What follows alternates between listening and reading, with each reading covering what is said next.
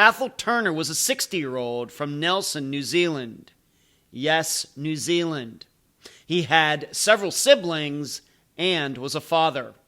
On the evening of July 11th, 2017, Athol was exiting a hospital while his sister was entering. She and Athol talked about meeting sometime soon. He was never seen again. I'm Ed Denzel, and this is Unfound.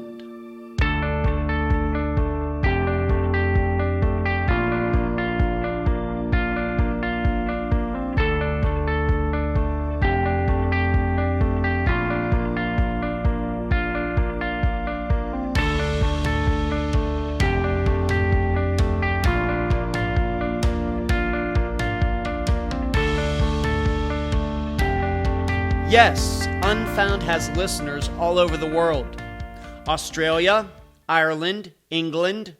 I've had people tune into the live show from Germany, Hong Kong, I think even Guam. It's fantastic. But as you all know, Unfound is a United States-centric podcast. Why? A lot of reasons. I live here. There are 330 million people here. Thus, there are a lot of disappearances. The United States has the most complete missing persons databases anywhere, and they are easily accessible. And it also helps that Americans love keeping tabs on each other. However, in the time we've ventured to Canada and Africa once for disappearances, I'm not sure there's been much difference in the coverage. The same issues pop up. Lack of police transparency, the failures of searches, seemingly guilty people still walking the streets, minorities being given less attention. Well, today with Athol Turner, Unfound goes far away, just about as far away as it can get from its United States location. But I think what you'll find is disappearance issues cover all the world over. And now a summary of the case. This disappearance is not on the Charlie Project or on NamUs. Athol Turner was one of the oldest of many children. He was a great big brother. Athol became a cabinet maker. He got married and had a daughter. Athol and his family even moved to Australia for a time. However, there were issues. He became an alcoholic, and this led to the ending of his marriage. Athol could not hold down a job because of his addiction and ended up living with family. However, he took advantage of them and had to be asked to leave. But Athol usually kept in touch, no matter the situation. So, on the evening of July 11th, 2017, Athol was at the hospital to get a monthly shot.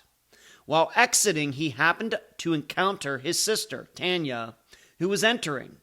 They spoke and even mentioned getting together. Later, when Tanya texted Athol about meeting, he responded saying that he was with friends and he would not be able to do so. He was never seen again. An investigation into Athol's disappearance discovered video of him at a McDonald's by himself after the hospital visit. The police did not find any other leads. I have to give credit to my assistant, Emily, who brought to me the idea that we need to feature more disappearances outside of the United States and Canada. She's right. Please think about some other cases outside North America that Unfound can feature. But don't do that until you try to answer these 3 questions during the interview. Number 1. Was Athol telling the truth when he said he was with friends when his sister texted him?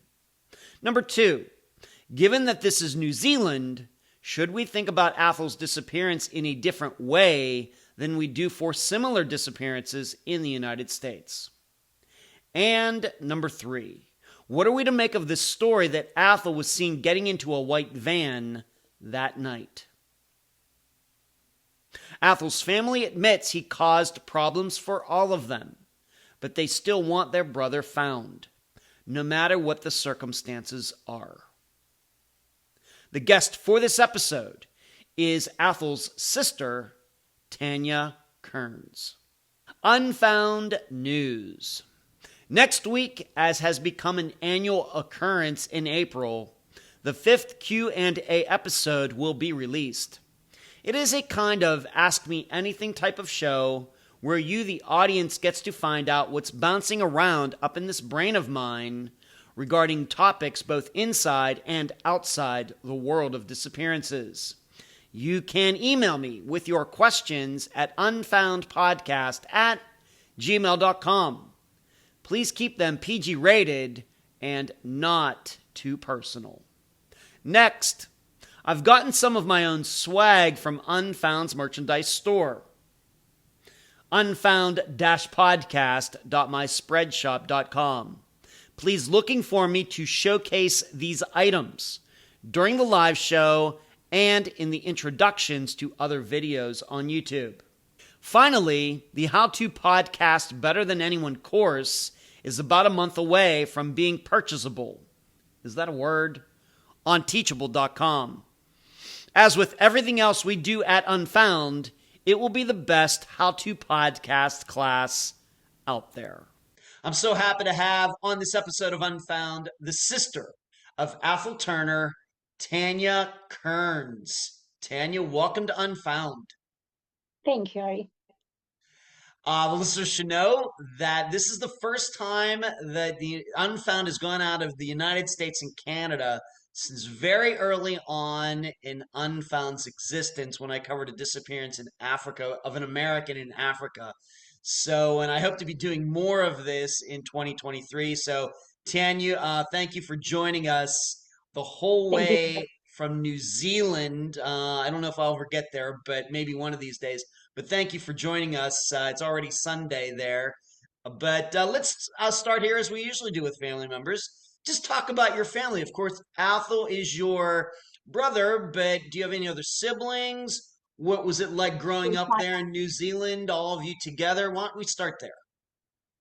Well, Ethel's my oldest brother, and then I have a sister who is 62, her name's Raylene, another sister who is 57, who's Debbie, then I will be 55 in August, and then I have a younger brother who's 48, and we lost one between, this was a long time ago, 9 months, so she was born, so we lost her between Debbie and Raylene, so there were 6 of us, at once, and now there's 4 of us left.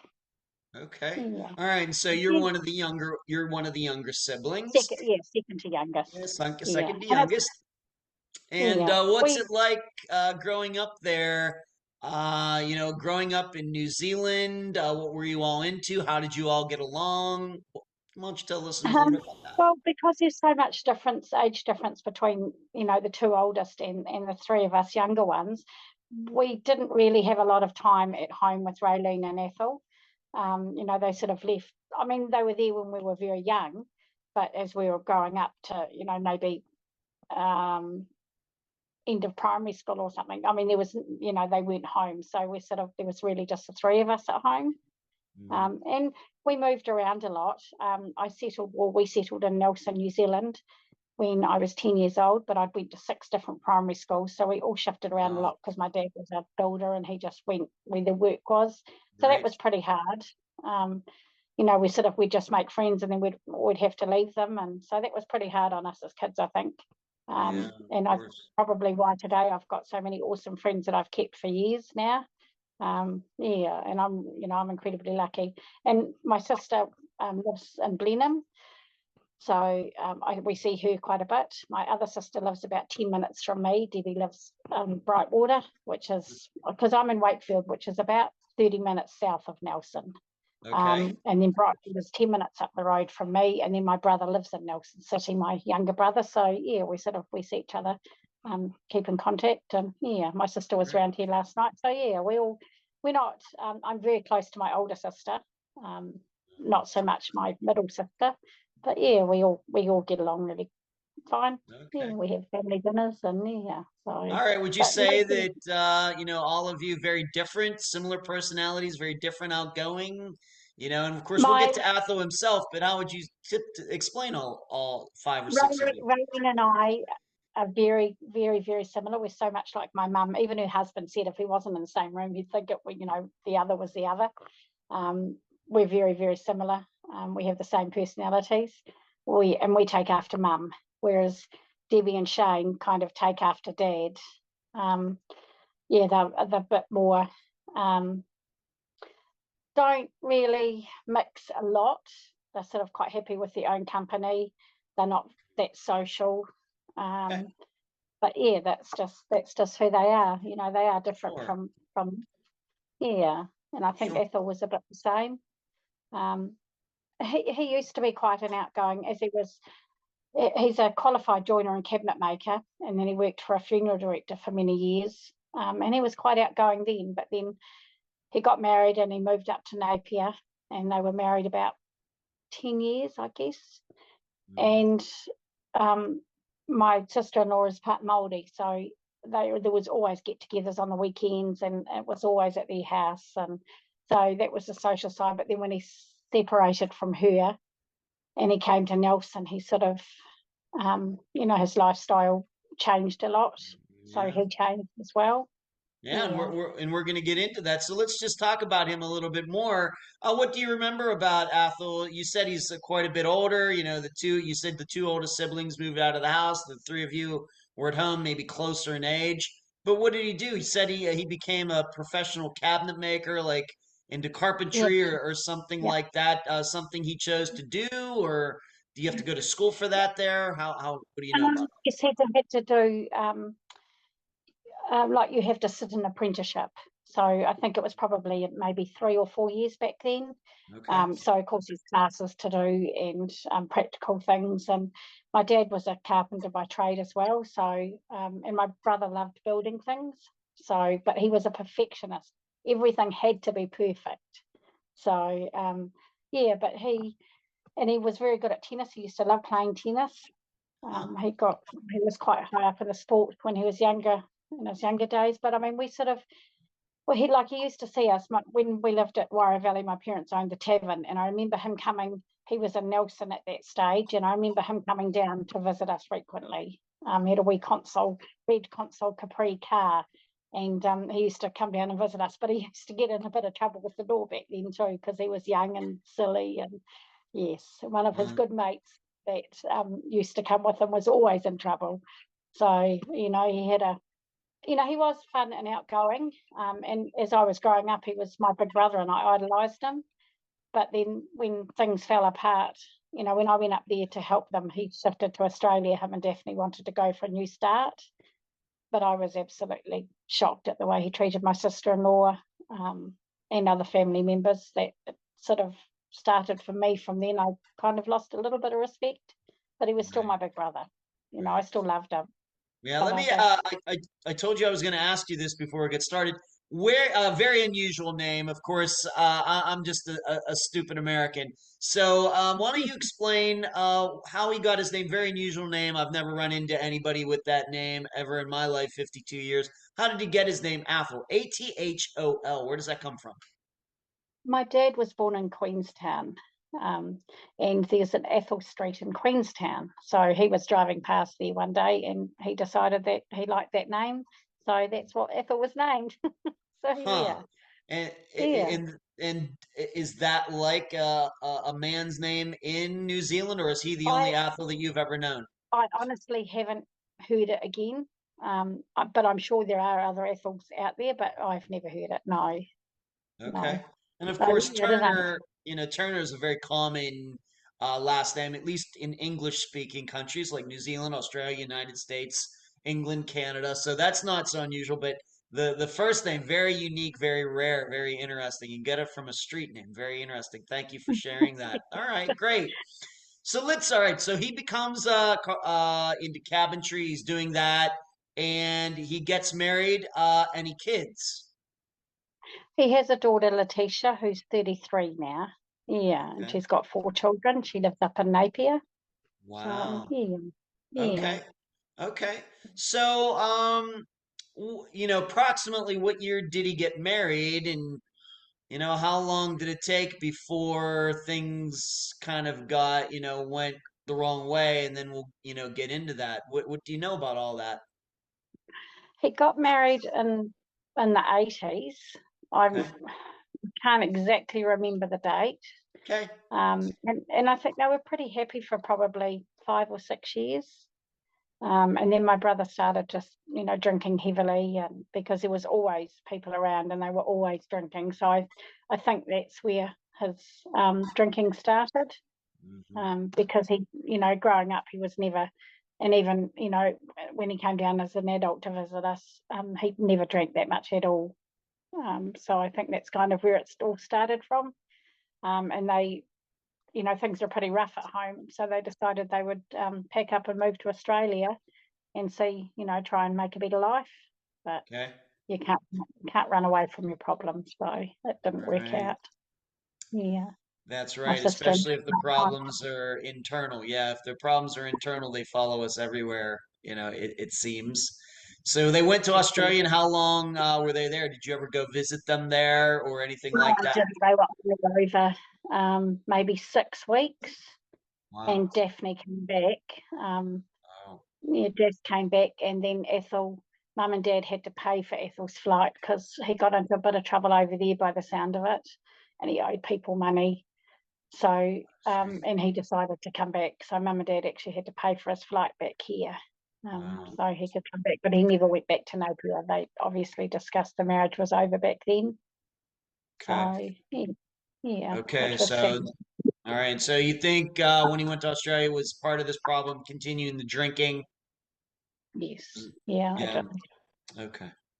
All right, so they have Mm. problems. They're not there very long. They come back, and what year about would you say that they finally got divorced?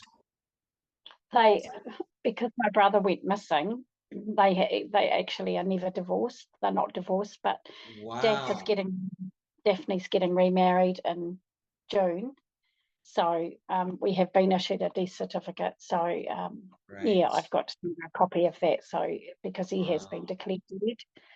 So yeah, All yeah, right, so they split up, and this has come up on this is not unusual, for other disappearances that people get married, they split up, and somehow they never get around to doing the paperwork, whether the yeah. person goes missing or not.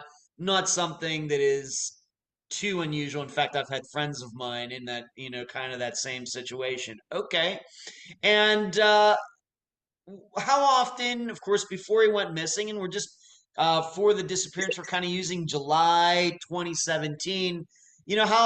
Coming into the 2000s, how long often were you seeing him? How often did you talk to him? And then we'll get into some of these, issues regarding him. But how did you communicate with him? Did he come around or what? No, no, he would come around if a friend could bring him, but he always had a cell phone. We always made sure it was topped up. So he always had a cell phone. But mind you, he used to lose it quite often, but we would just buy him a cheaper one and replace it.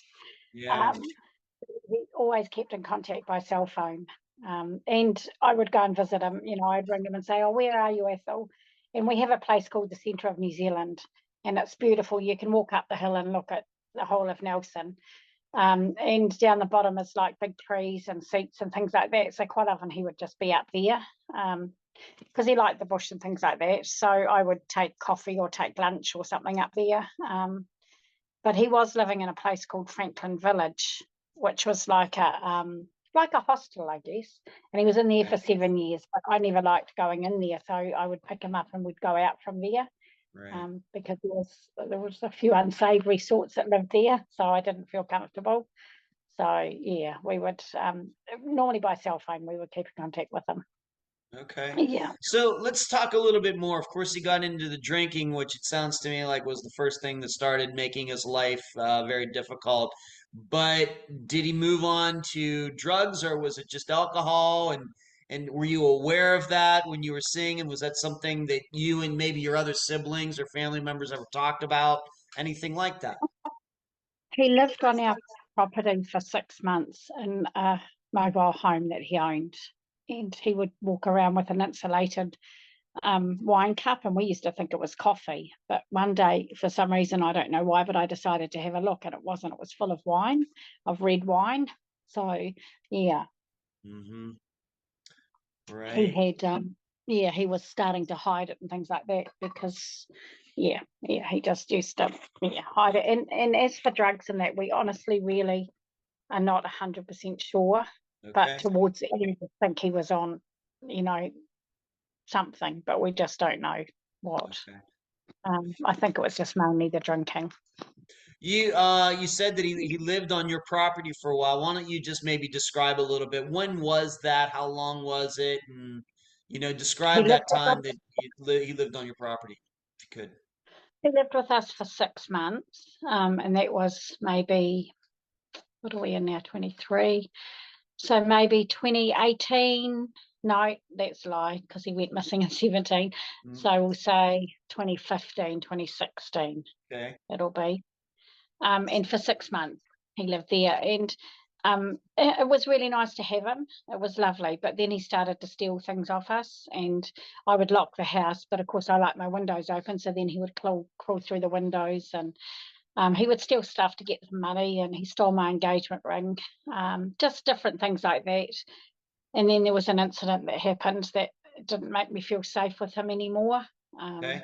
So we asked him to leave when my husband was away at the time, and there was only my daughter and I home. And we asked him to leave. And we'd gone away camping the next weekend, and he left then in his mobile bus. And he parked it down at the marina for a while, and then he was selling it, and he let a guy take it for a test drive, and the guy took it for a test drive and never brought it back, so he lost it. Oh my goodness. And when Yeah, he was living with you, of course, he's on your property.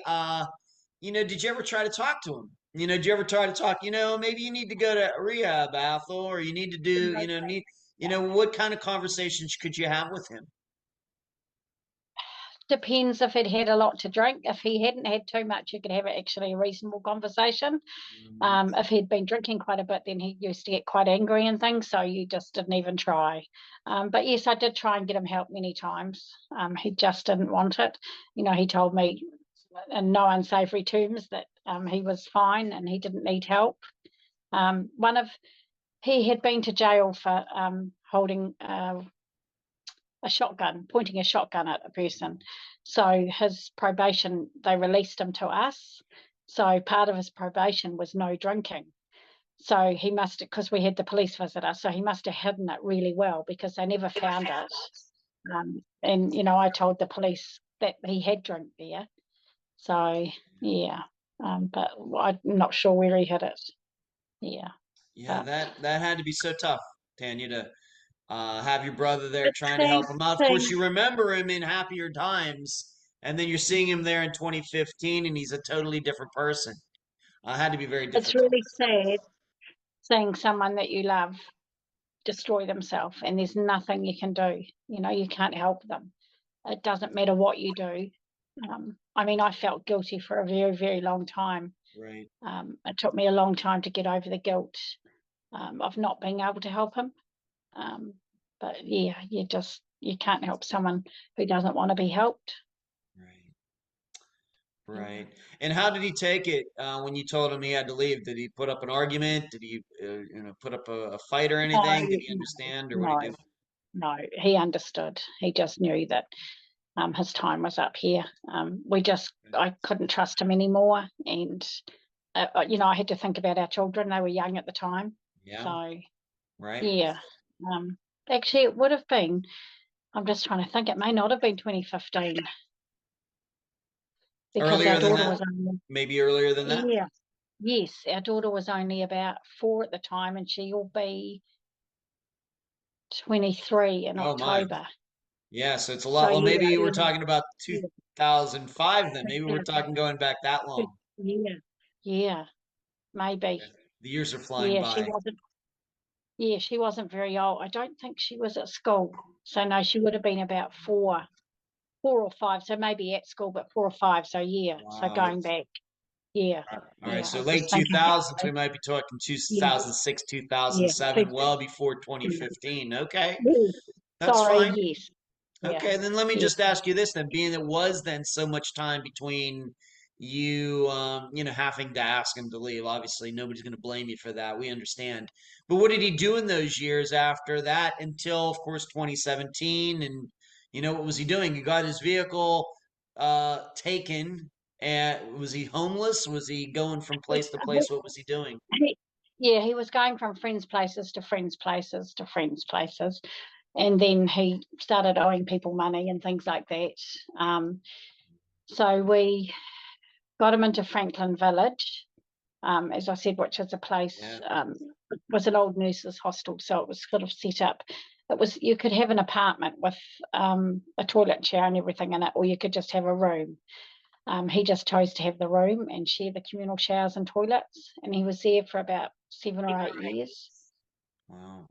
Before they kicked him out because he started stealing from people and causing arguments and fights. But the thing that made me really cross about was I had given them my number. They knew who we were. I had given them my number and my phone and my address to say if there was any trouble, could you please call me? But they didn't. They just kicked him out.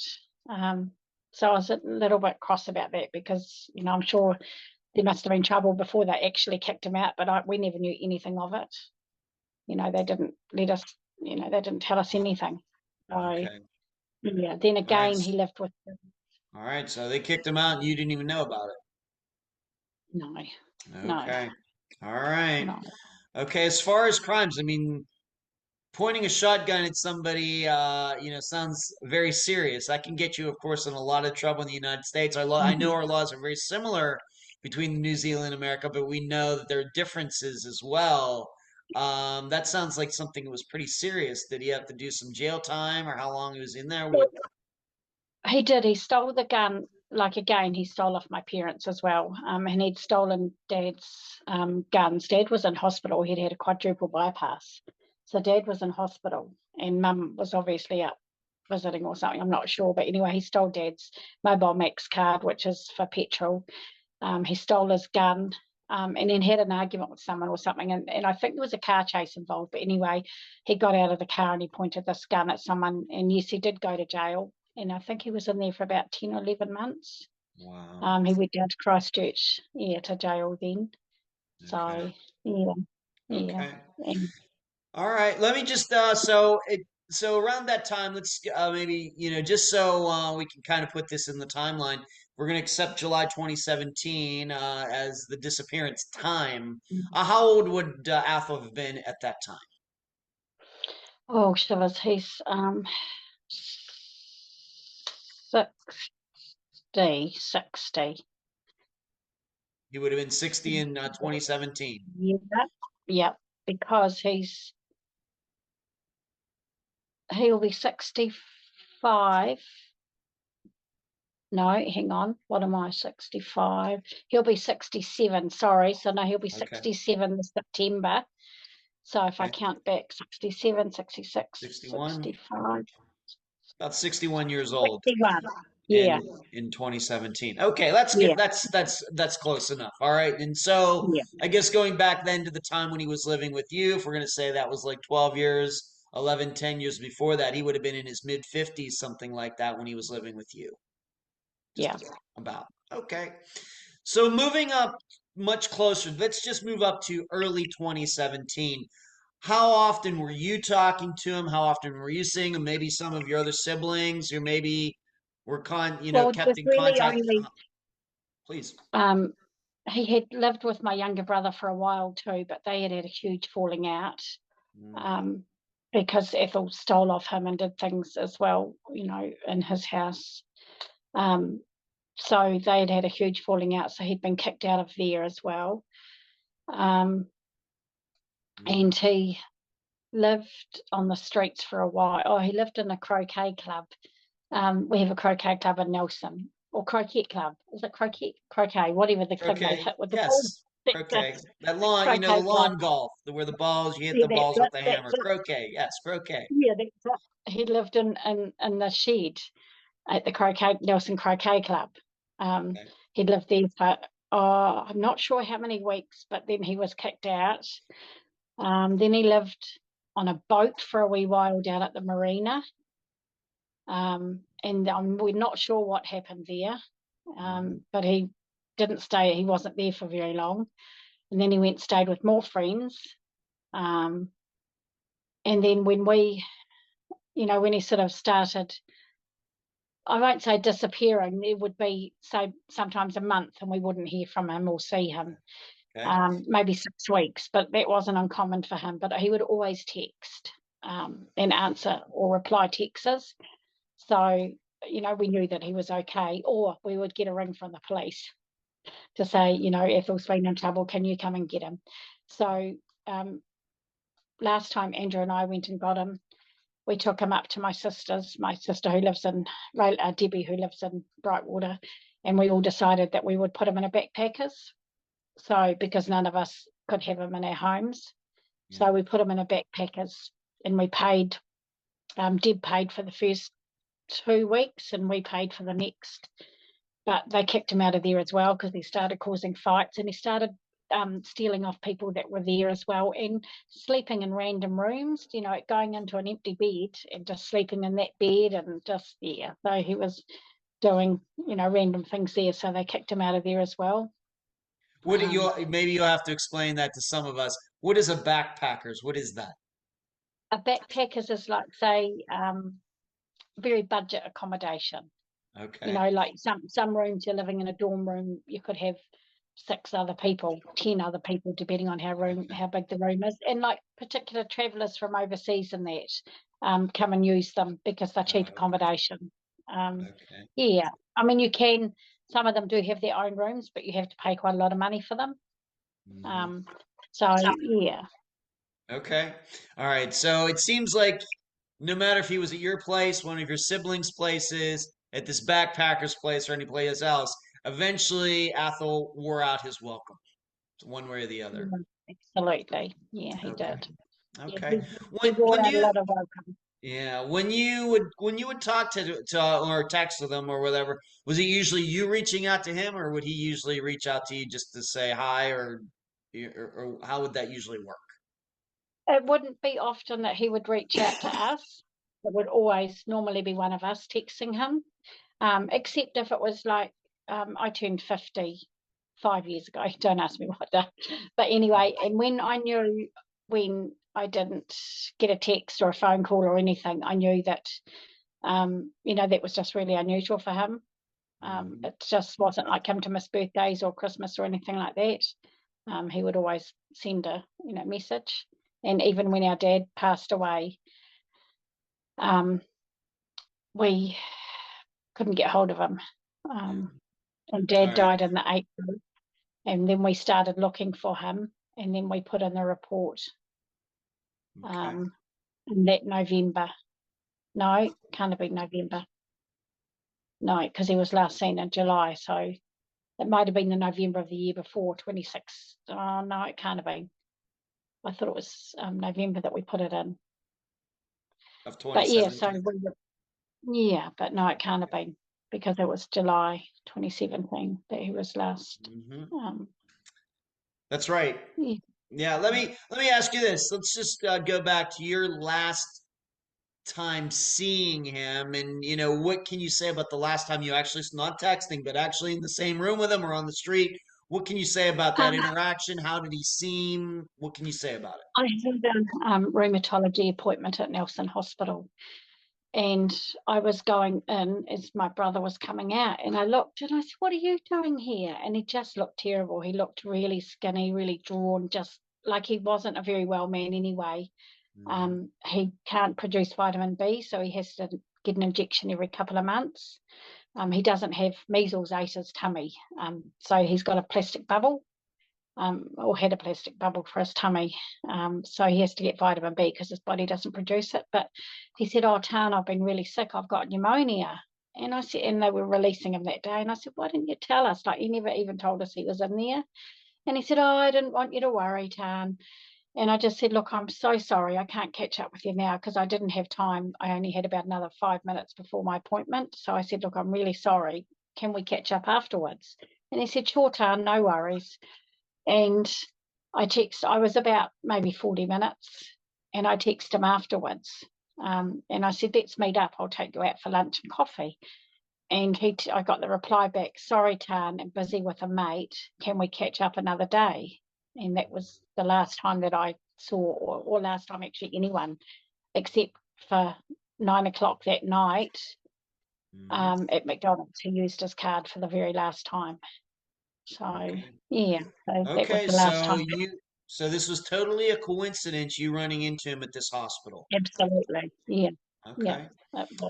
All right, and he didn't look very well at all. Very skinny. He said he was sick. He had pneumonia, which of course, we know can be very serious for anybody of any age. And did you get the impression of where he might be? Of course, we know he ended up at this McDonald's, but I guess he just showed up there walking to the hospital and walked off. Excuse me. I did ask if he wanted to wait, and I would take him where he wanted to go. But he said, no, Tan, it's okay. He said, I'll be fine. So yeah, he didn't want to ride. So yeah, that was the last time that I saw him. Okay, and that was in July of 2017. Yep. Okay, Yep. very good. Thank you. All right, and you kind of got into this already, a little bit already, but we'll go over this right now again. When did it become aware to you or somebody else, maybe another family member, that something wasn't right? Of course, it seems like he would go out of contact for a while, but it'd always get back in touch. But what was it about this particular time when you started thinking, you know what, something's not right here? This is different than the other times. When our dad passed away in April the 1st, we tried to contact Athol. We couldn't contact him, couldn't find him.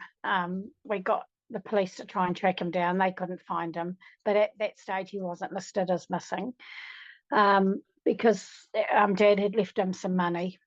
And, we knew that he would need it, and it would be good for him that we could set him up somewhere maybe. Okay. But we just couldn't find him anywhere, couldn't contact him, didn't know where he was, looked everywhere. So after, I'm not sure how long after it was, but my sister Debbie put in a missing police report for missing police. So then they sort of started to try and find him, and they worked on it for 2 years, but nothing has ever come out of it, and we still haven't got any answers. And yeah. Right. So I just want to make sure everybody understands this. So you saw him face to face. So this, we get into a little bit here on Unfound. We get a little suspicious about when people only text people, because then we start thinking, could this be somebody else? You actually saw your brother in July of 2017 at the hospital just by coincidence.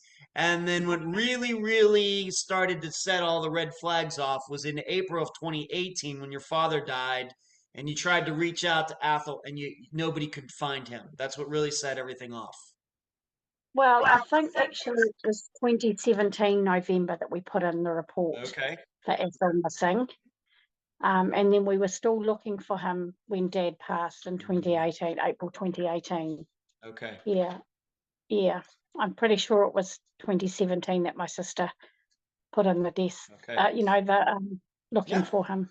That makes all the sense in the world. Of course, given the kind of lifestyle that he had, no steady work, no steady, schedule that we all have for our lives, and that makes total sense that it might have taken some time till November, 4 months, something like that, to do something like that. That is not unusual. Many of the disappearances that I've covered on Unfound, and we're up to like almost 290. So, and then in 2018, your father dies, but you have the police looking for him. Of course, nobody is able to track him down. Were you able to give the police any like names, any friends maybe that he might be hanging out with, people who he might call, anything like that, or are you just completely mystified by his lifestyle? Just a couple of friends. One of them was Chappie, and that was a guy who was really good to Athol. Well, he was at Frankton Village. That was one of the friends that we could give them the name of. Actually, I think that was, I'm just trying to think of the other. John Malibran was a mate that my brother grew up with, but they sort of lost contact in later years because he didn't like the way Ethel was behaving and things. Right. And they're the only two that that we really know of, because he didn't actually have any close friends as such anymore. Just the way he chose to be. I just don't think people wanted to be around him, which was really sad.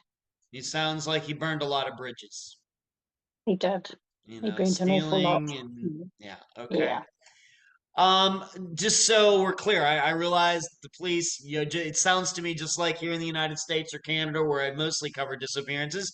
A lot of times police don't tell you much, but to your knowledge, were the police able to ever track down anybody who had seen Athol after you saw him at the hospital that day?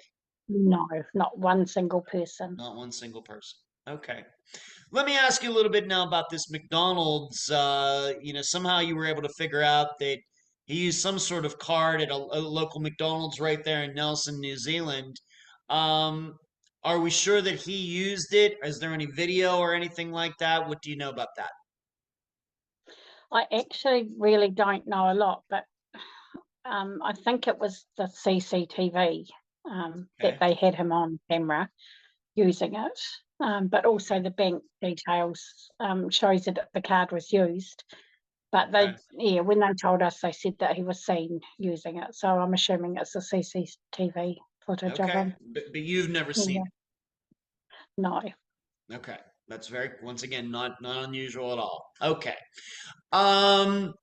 Unusual being that this is a McDonald's in Nelson. Unusual. Did you know that he used to go to that particular McDonald's? Anything that strikes you as being unusual about that? No, not at all. Not at all. Okay. I mean, he wouldn't go all the time, but yes, he would go. So it wasn't, anything different for him. I was surprised that he could get that far by walking. But did he walk? We don't know. Okay. And how close would you say the hospital where you saw him earlier that day to that McDonald's? How far is that? Probably maybe 4 kilometers, but he wasn't well. He was pretty sick. Right. So, okay. All right. So once again, for all of us people still using the English system, that's about 2.5 miles. That's total. Fine. I'll do. I'll do all the. What do they call that? Yeah, I'll do all the calculations and things here. Yeah, the conversions, I guess we call it. That's totally fine. So 4 kilometers, about 2.5 miles. So not far, not close. But for a guy, it's not looking well yet. 2.5 miles. Well, he still had pneumonia. He was still really coughing. So he wasn't well at all. Right, and we also have to remember to remind everybody you are in the Southern Hemisphere, so the middle of July is the middle of winter for you. Yeah. So, and maybe that has to be figured into this a little bit as well. Okay, moving on to this. When he texted you back and said he was going with some of his mates, you even did you doubt that? Did you think that was the truth? Could you even think that? No, he said I'm with a mate, and I just thought maybe it was Chappie, because Chappie was still at Franklin Village, which is just across the road from the hospital.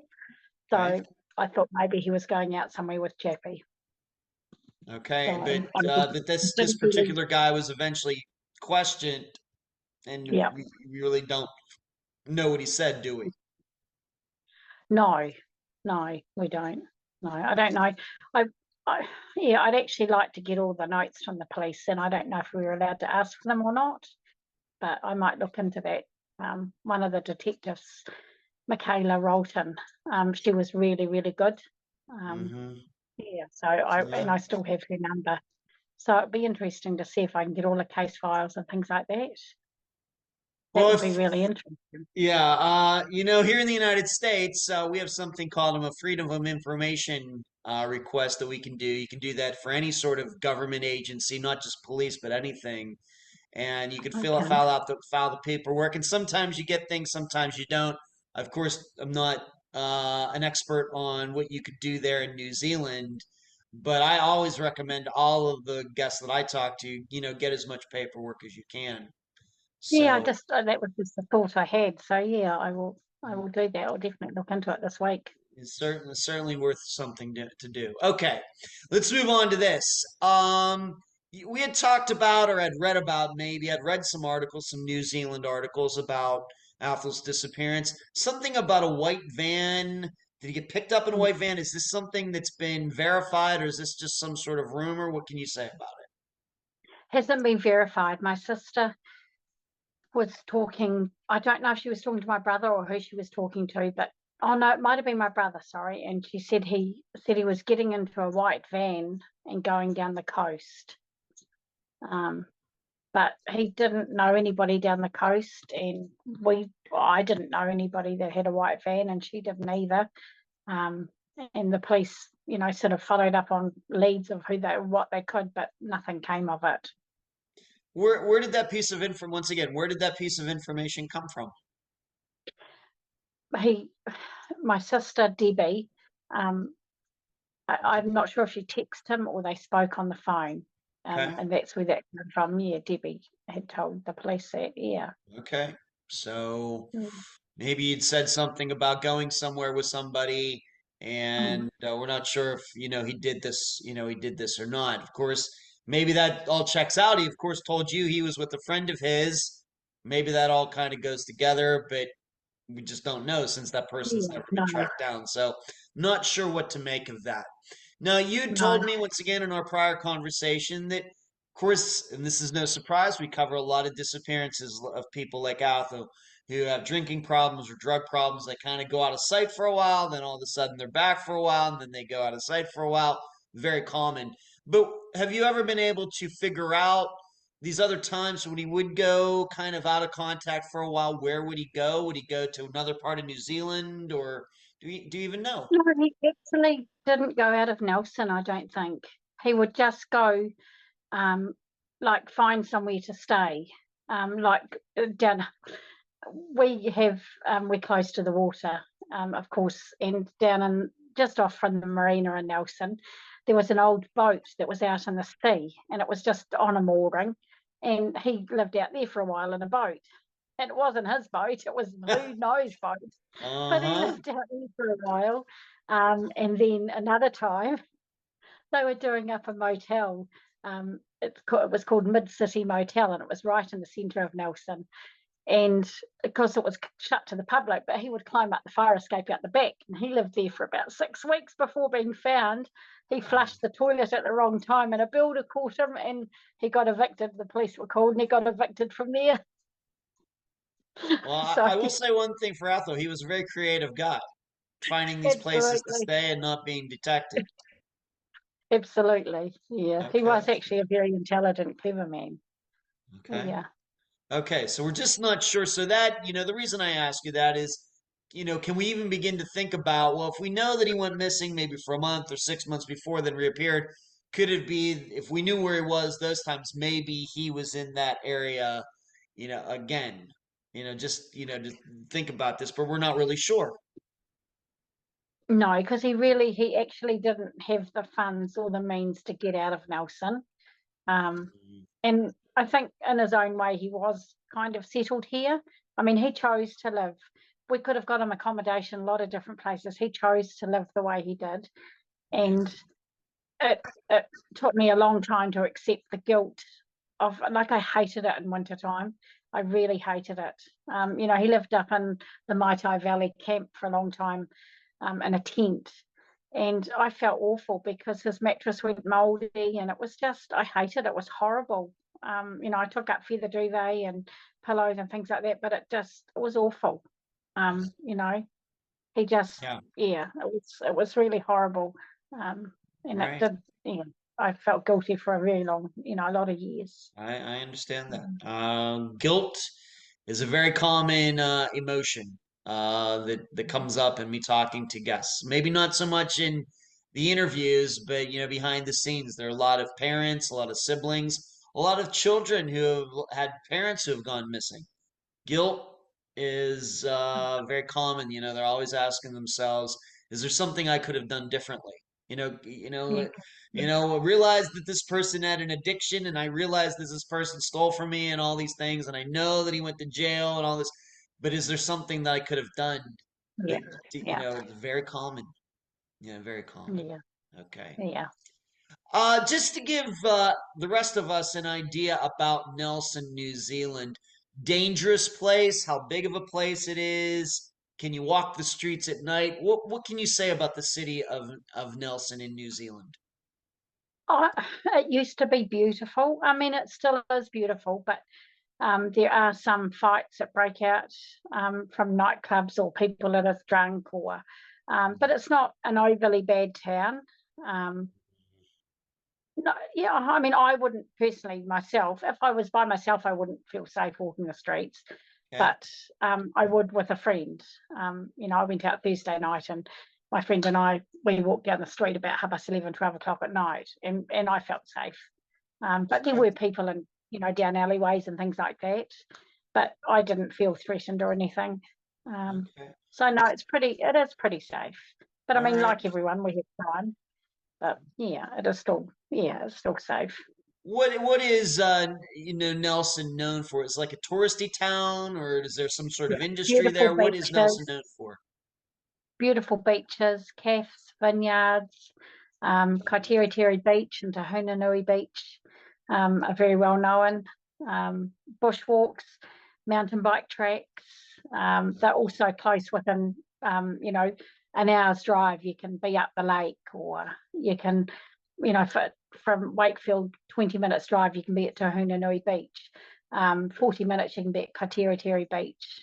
So, yeah, a lot of biking trails, CAFs. Yeah, yeah. So, Okay. but Tahunanui Beach and Kaitiritiri Beach are both famous.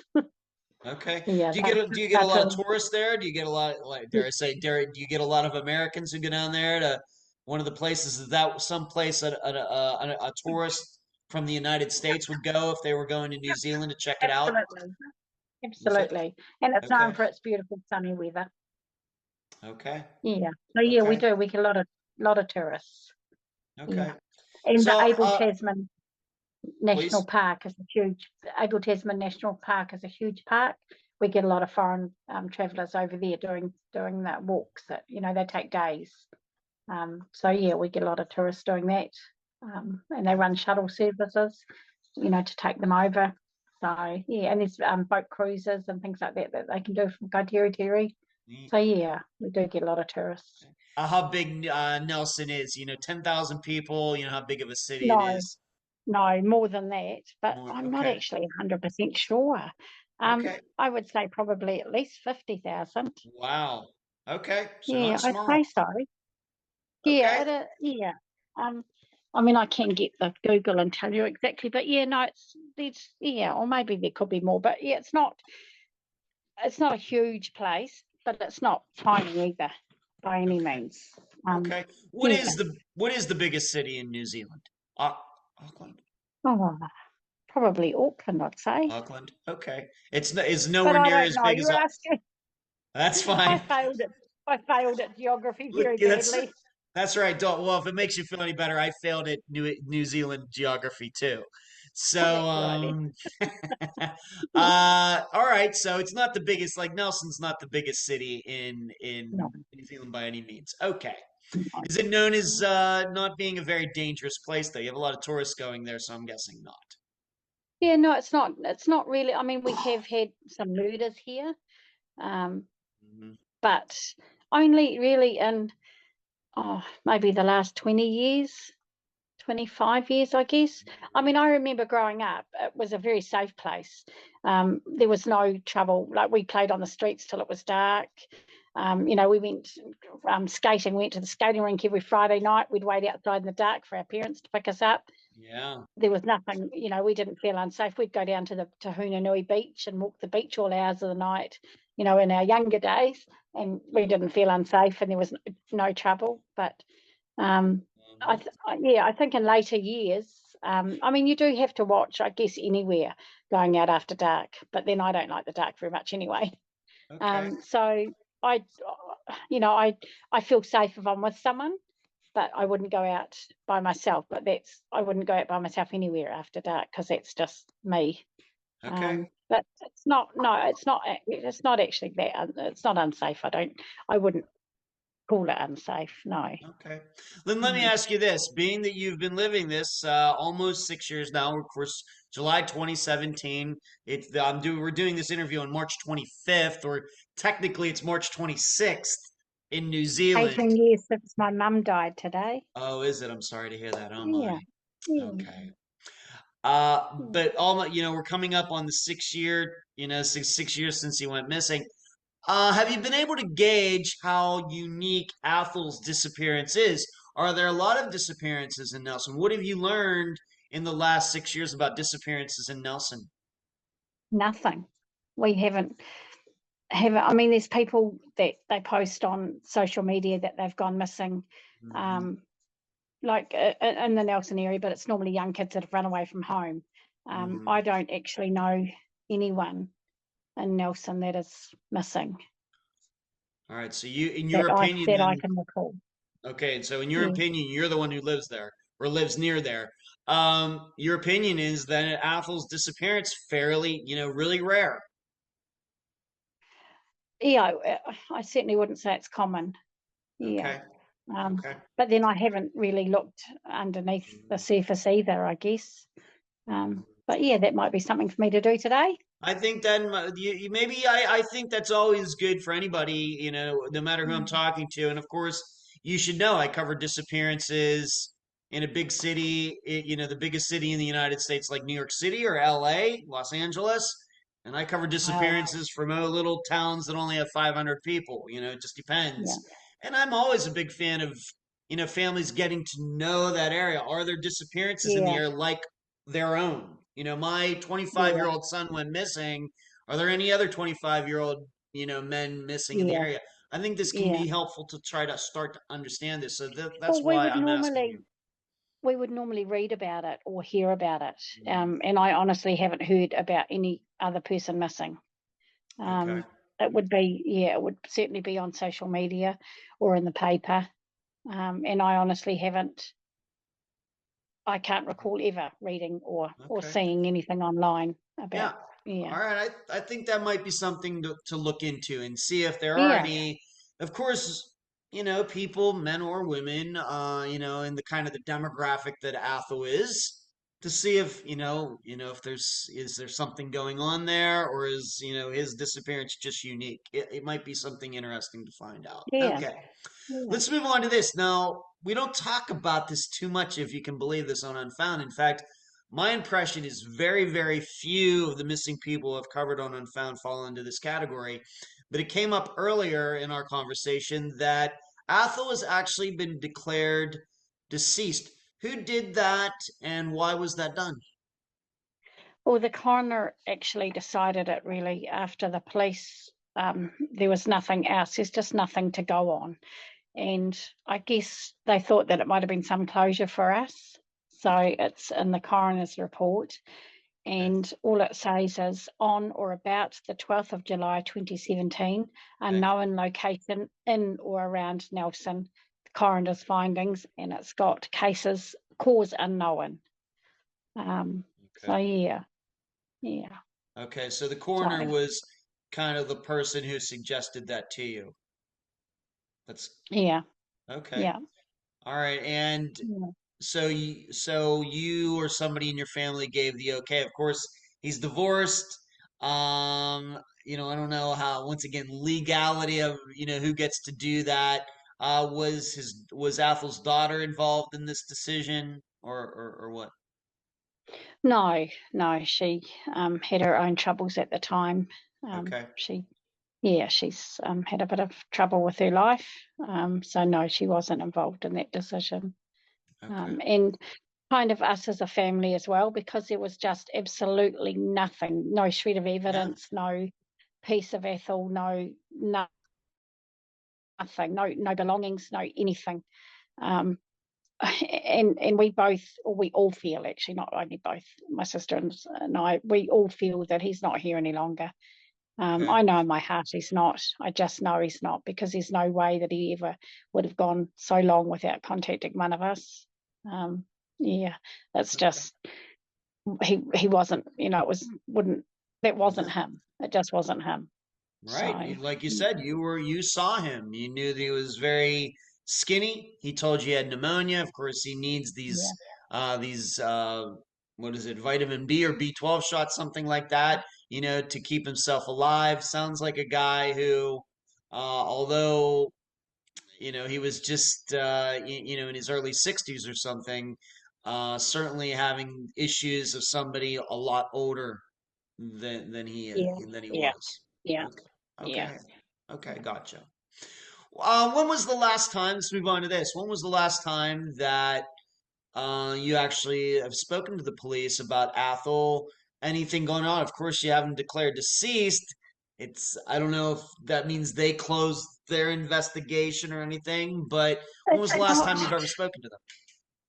it's not a closed case. They're leaving it open, but they're not actively working on it. And the last time we spoke to them was probably close to maybe two to 2.5 years ago now. Wow. Okay. Yeah, yeah, Okay. yeah. I mean, All right. we Now, I kind of should just, ask you this. I know we got into this conversation. I told you kind of what we have here in the United States. Has anybody ever come and taken your DNA in case any remains are found anywhere in New Zealand? no, No.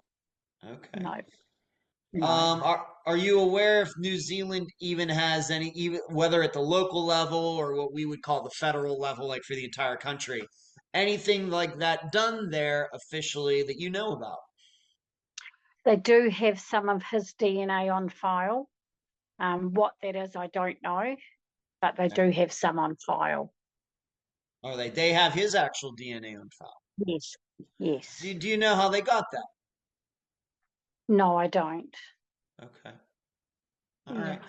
That's probably something that I would suggest you look into because, once again, here in the United States, they're getting much better about this. When people go missing, eventually somebody will show up and take DNA from a family member.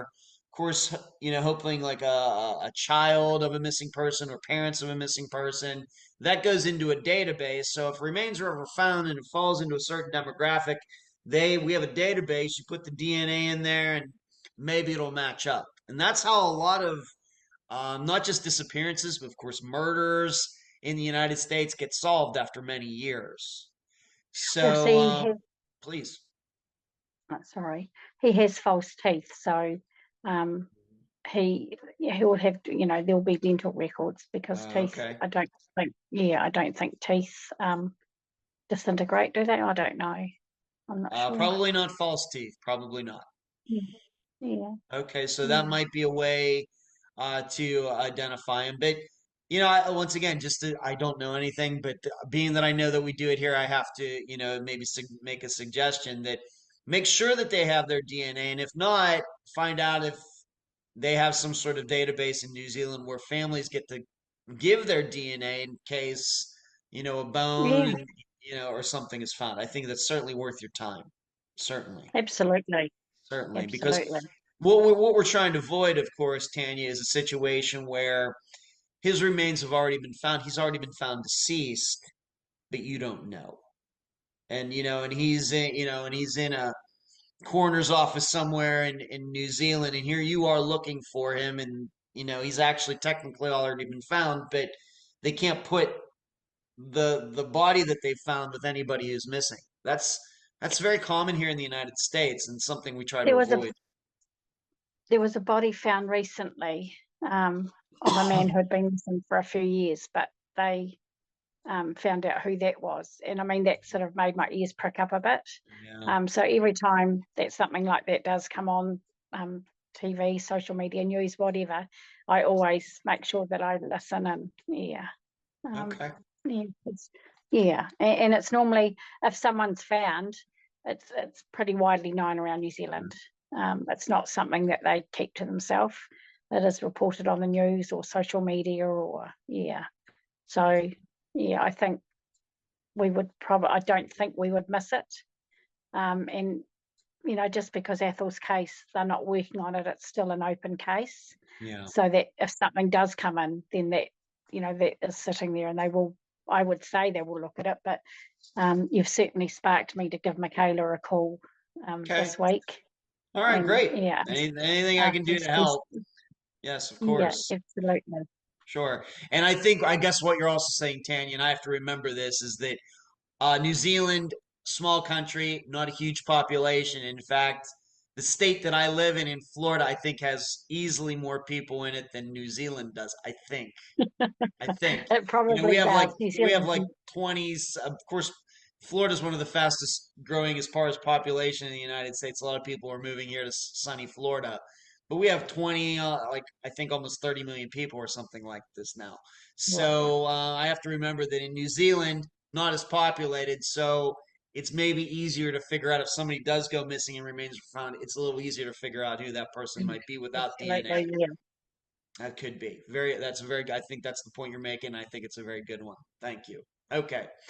Now, of course, you've talked about your emotions, your family's emotions during this interview, but I'm just going to give you an opportunity to ask you point blank. How hard have the last almost 6 years been? It's actually horrible. It's the not knowing that really kills you. Um, you just don't, there's not a day that goes past that you don't think of him or wonder where he is or, well, his remains. As I said, we all know that he's not here anymore. But it's just hard. It's the not knowing that kills you. It's just, and for me, I feel he won't be found in my lifetime. I don't know why. I just have that feeling. But I certainly hope he's found, in my children's lifetime. Um, but I just, uh, because he's just like he's fallen off the face of the earth, it's just so hard to um, think that something's going to happen and he's going to be found. I just, we all just feel that it's just sad. It's just really sad. We just don't, it's the not having the closure that hurts the most. Like we Yeah. have both our mum and dad are deceased. So, we have them. We know that they're deceased. Right. But with Athol, and I mean, I know in our hearts, we all do, that he's not here. But it's not having that closure, not having something to say, well, here's Athol, he has passed away. The death certificate's nothing. It's a piece of paper. Yeah. So not having that closure really eats you up. It just doesn't, it's not easy. It's horrible. I hate it. We sort of all deal with it in our own way, but it's not a nice thing to not know. So yeah, it's hard. It's really hard. I should have asked you this probably earlier, but I need to jump in and ask you this right now. Being that we know that he had a cell phone, were the police able to do any pinging of his phone or any Can't phone find it. information, anything like that? Nothing. No. No, nothing. And it wouldn't have been uncommon for him to have lost his phone either. Okay. So, but no, they didn't get anything off his phone. All right. Of course, it And hasn't his been phone, found, but he did no, text you that, text you said, that, he was with a mate, as he yeah, put it. So we don't know where he was when he made that text, just as an example. no, no. Well, it was about 40 minutes after I had seen him. So where he went in that 40 minutes, I don't know, or who he went with, or yeah. Well, no one knows. Yeah. Right. Of course, you've had almost 6 years to think about this, and I'm not here to dig into the family history to any of your other siblings. I'm not here to do that. But have you had a chance to, what was it about Athol that kind of put him on that track to all these issues that he had, in contrast to maybe you, and some of your other siblings, any insight into that at all? We didn't have a very easy upbringing. My dad was a very, very hard man. Um, he had a huge impact on all of us, but I think we all dealt with it differently and are dealing with it differently. But for Athol, that was one of his. It took, and I don't think Athol ever got over. The I don't want to say too much, but anyway, my dad was a very Okay. hard man. Okay. He used to beat the living crap out of us, Okay. and it was a pretty hard childhood. And I don't think Ethel ever got over that. But Okay. I also think with the parties at the weekends at his house all the time, that was where the drinking started. Right. Okay. So, and then his marriage split up, didn't help. Right. Didn't help either. Okay. I gotcha. Once Yeah. again, I did not mean to pry, but this is No, no, always no, something no. that's, is very interesting to me because we cover Okay. a lot of disappearances with people with siblings, and you have, maybe, you have, like you have, 3 or 4 kids, and you have one Two, that, got two off on kids. this one track. Huh? Yeah. Oh no, sorry. I thought you said I had 3, 4 kids, and I said No, no, I do 2. not. I have no kids, but we've covered disappearances No, no. where there's been 4 children, and we're covering the disappearance of one of them, and 3 of them, grew up, no addictions, no trouble with the law, and going to school, getting their education, fine, upstanding members of society. And then you have this one sibling who went in in this opposite direction, even though they grew up in the same house, same parents, and a lot of the same environment and everything. This person goes off in a different direction. It's always fascinating to me. Why does that? Why does that happen? So that's why I thought I needed to ask it. But I once think again, we not could have all like gone off in horrible directions, I see. but maybe we were stronger. Um, yeah, I don't know. We all sort of dealt with things differently, I think. Um, yeah, and I mean, I think Ethel and Raylene had it a lot easier than what we did. Um, their childhoods, I don't think, was as hard. Things changed when my dad moved from the farm. Okay. Let's just move on to this. Do you have a Facebook page, anything like that set up for Athol's disappearance? Of course, it was my assistant Emily, who lives she kind of goes between like Arkansas and Oklahoma. She was the one who tracked you down. So do you have a Facebook page or something like that set up for Athol's disappearance? No, we don't, but we do have a flyer up that, and we're on New Zealand Missing Persons as well. So Okay. yeah, I guess that is one, and we just keep sharing that. Okay. Yeah, so I'm not sure where Emily saw it from. I didn't ask Well, her actually. I should have. okay. Well, I'm gonna ask. I'll make sure we find out so I can include that in the episode. I'm off the top of my head right here. I'm not sure how she did that, but that's No, Emily. She's an assistant of mine. She's very industrious, so I'm she's not pretty good. surprised. She tracks people down all over the place. I cannot thank her enough. Okay. But we'll make sure that everybody sees that flyer for sure before this episode comes out. So you don't have a Facebook page or anything like that, but on your own personal page, once in a while, you put up his flyer, letting everybody know he's still missing. And then my friends share it. So yeah, Okay. and he's on the New Zealand Missing Okay. site. There's a New Zealand Missing Okay. Persons, actually New Zealand Missing Persons, All it's right. called. So he's on there as well. Yeah, Okay. So I will make sure that we get the link for that as well. Okay. Very good. I'll send you that link. Okay. Thank you. Thank you. Yeah. Tanya, any final words before we complete this interview? No, I just wish he would be found. That's all. I just wish we could have some closure. And yeah, Okay. and thank you so much for your time. Oh, you're Yeah, very it's welcome. hugely appreciated. It's you've done You're a lot very of effort. welcome. And I do know that we have New Zealand. I see the statistics. I see where everybody's listening to Unfound. And we do have listeners in New Zealand. So of course it's going to get to them, and maybe they can help you out in some way as well. That would be great. That would be That would be great. amazing. Yeah. And I appreciate you being on this episode of Unfound. Thank you for having me. It's been You're awesome. welcome. And that was my March 25th, 2023 interview with Tanya Kearns, sister of Athol Turner. I thank her for being the first New Zealander to appear on Unfound and for sharing her brother's story. I've made a map video for Athol's disappearance. You can now find it on Unfound's YouTube channel. I look at the location of the hospital, the McDonald's, and the area around Nelson.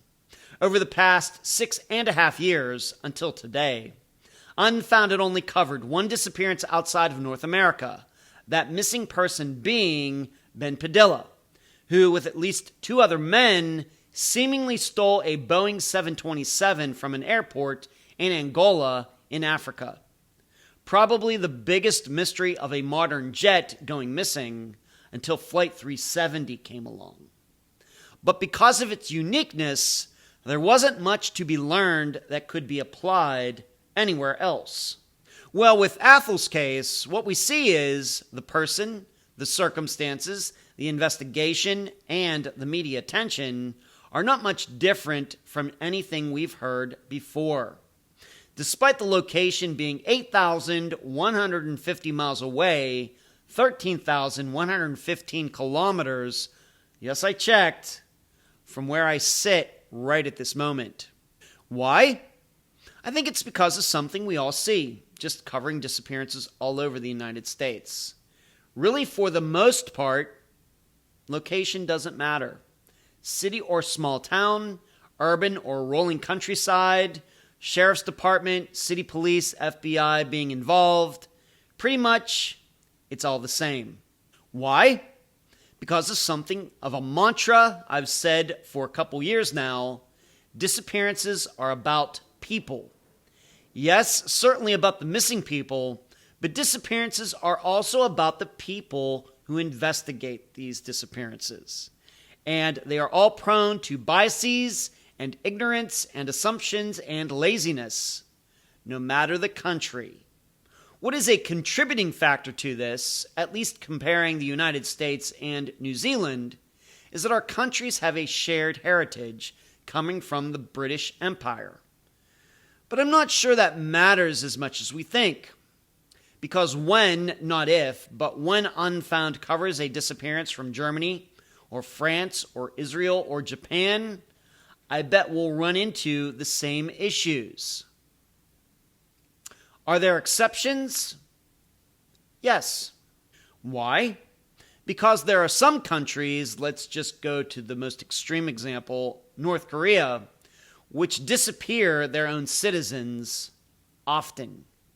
Thus, all disappearance theory must be thrown out.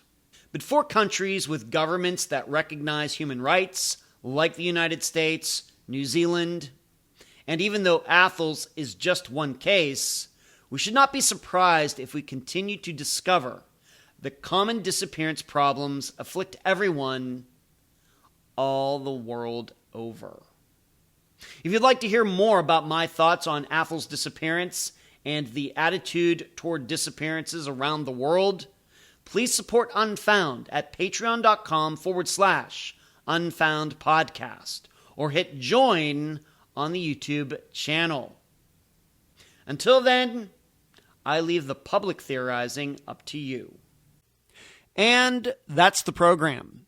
Right now, while you are in your podcast platform, Spotify, YouTube, iTunes, wherever, give Unfound a 5-star review, a thumbs up, whatever that platform allows. I thank you for listening. I'm Ed Densel, and you've just finished this episode of Unfound.